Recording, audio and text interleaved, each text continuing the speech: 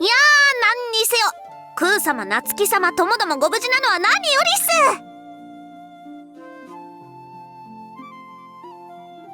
健介、あなたもご苦労様。そんなことはないわ。あれ、大将、今日はやけに素直っすね。別に健介が越後のあの二人のために骨を折ってくれたのは事実だから。でも顔が赤い。赤くないわよ、もう。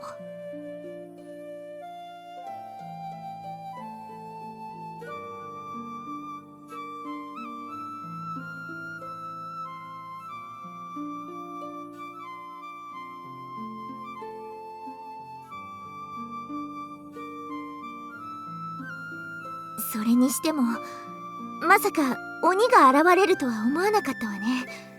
知らせを聞いた時は私も驚いたわ。スケベさんの言う鬼の脅威がとうとうこの越後にも迫ってきたってことっすかね。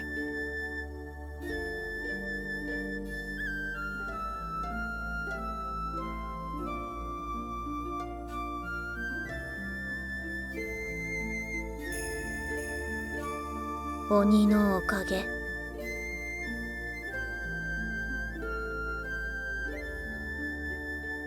鬼のおかげ？何がっすか？夏希様が身を引いたこと。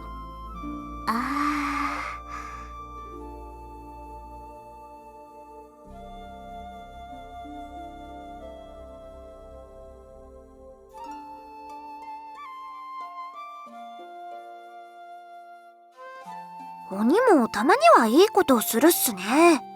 結果としてはの話でしょ。だけどその口ぶり、ザクロは二人が無事に済んだこともだけど、クーが家督を継ぐことに決まって喜んでいるように聞こえるわね。やっぱりそう聞こえたっすか？重臣は中立でいろと言ったはずでしょ。わかってるっすよ。じゃあ後継者がクーに決まったからといってそういうことを軽々しく口に出したりしないの。それはそうっすけど、夏希様が家督を継いだら相模はますます越後に干渉してきたっすよ。クー様の勝ちはザクロたち越後の衆にとってもまっことめでたいことっす。ザクロ、私の言っていることがわからないの？はい、控えるっす。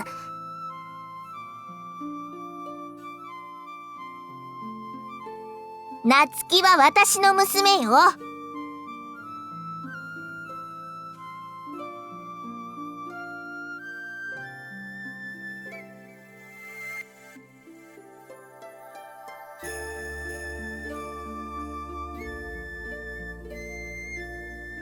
そうっすよ。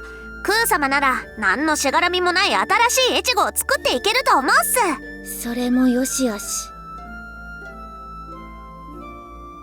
相模とのよしみがあればこそ背後の敵に脅かされることなくカイと向き合うことができた。それも今となっては。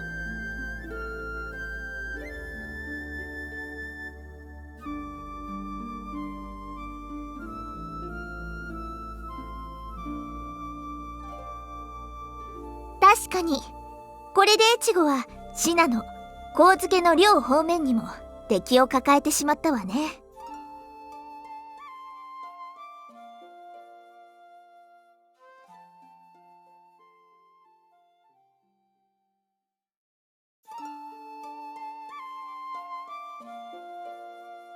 スケベさんの言う通りっす。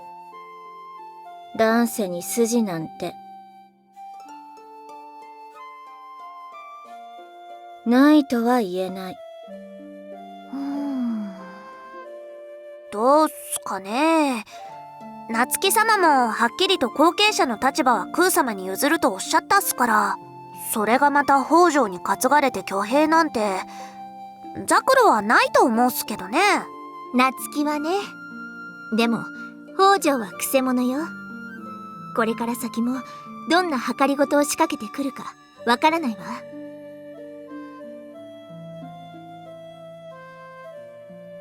綱重が？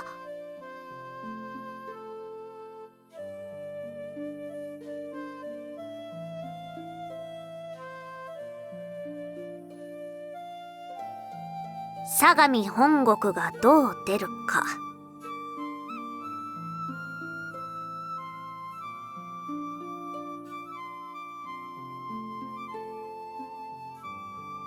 そうかもね。ただ敵は外だけとは限らないわ。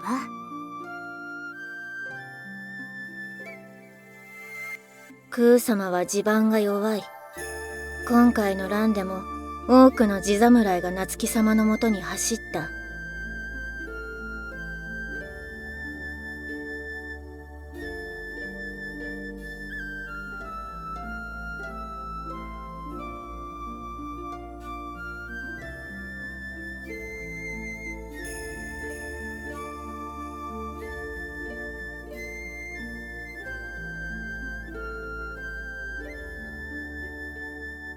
仕置きね。これを誤ったら大変なことになるわ。再び越後に乱が起きかねない。なるほど。勝って万歳というわけにもいかないっすね。ザクロたち重臣は言うまでもなく空様に神明を賭してお仕えする覚悟っすけど。松葉も。ええ、よろしく頼むわ。だけど越後は所詮黒人怒号の寄り合い所帯。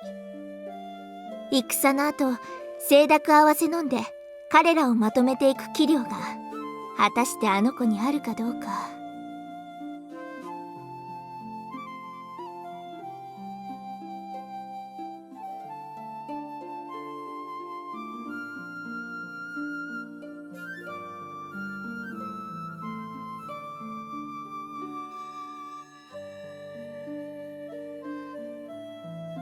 厳しくてもそれが現実っすね。まあまあ、これからザクロたちが空様を盛り立てていくっす。よろしくね。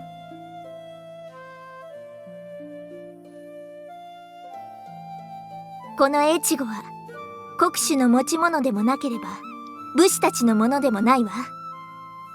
上に立つ者が決して私してはいけない。越後に住む人々が幸せに暮らしているかどうか、それは今後の空の、そしてあなたたち家臣の力にかかっている。それを肝に銘じて。はっ。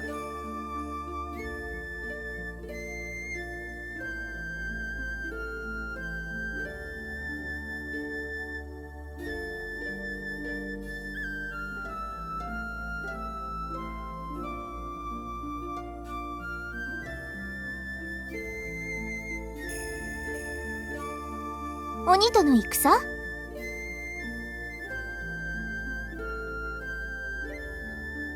もちろん戦うわ。かなりの数がこの越後にも渡ってきたようだし、でも足元が確かでない今、他国に赴いて戦をするのは正直難しいわね。難しいではなく無理。今他国に出陣すれば必ず越後は乱れる。武田も待ってましたと攻めてくる。そうね。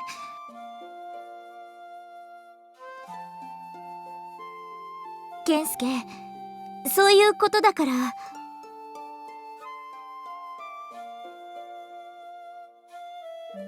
ええ、健介の言う通り、内乱続きで荒れた国土と人心を維持することが先決ね。だからもう少しだけ待ってほしい。鬼とは必ず戦うわ。鬼との戦か。腕が鳴るっすね。わかってるっすよ。国内はすぐにがっちり固めるっす。内政を進めつつ兵の力も養わなければ。内政は宇佐に任せる。そうっすね。ザクロたちは鬼との戦に備えてそっちの方で頑張るっす。同じく。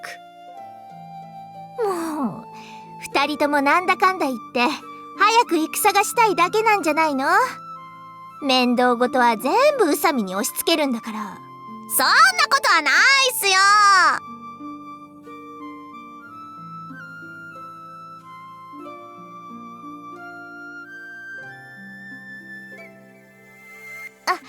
そう？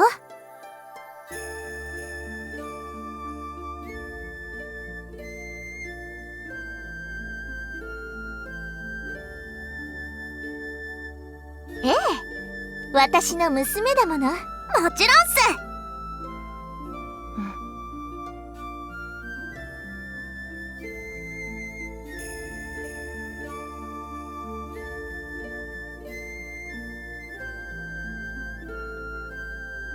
待って、健介。